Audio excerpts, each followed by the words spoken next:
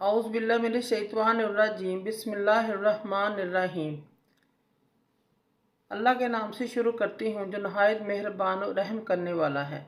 मोअज़्ज़िज़ सामीन कराम, अस्सलाम वालेकुम रहमतुल्लाहि व बरकातुहू। उम्मीद है आप खैरियत से होंगे। अल्लाह पाक आपके तमाम जायज़ हाजात को पूरा करे। अल्लाह पाक आपकी मुश्किलात का हल फरमाए।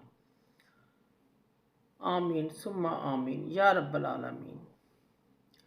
आज मैं आपकी खिदमत में खूबसूरत हसीन व जमील बेटे की पैदाइश के लिए सूरतुल तीन कुरान पाक की 30वें पारे की सूरत है।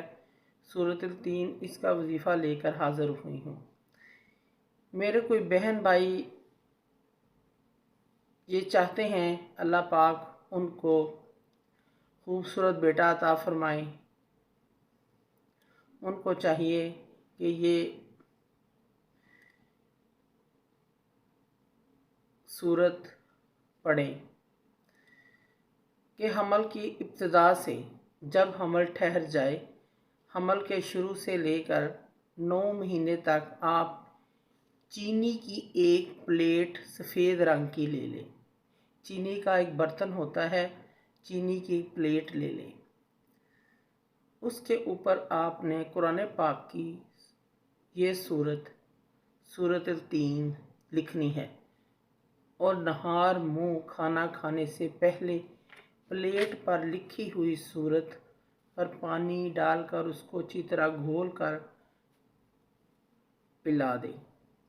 इंशाअल्लाह ताला अल्लाह पाक की रहमत से खूबसूरत बेटा हसीन व जमील पैदा होगा। चीनी की एक सफ़ेद बड़ी प्लेट ले लें।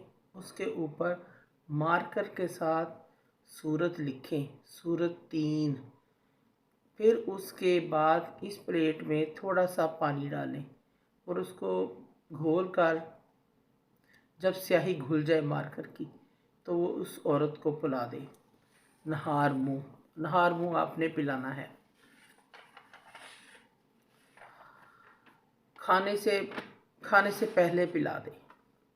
ये अमल आपने पहले दिन से हमल ठहरते ही करना है।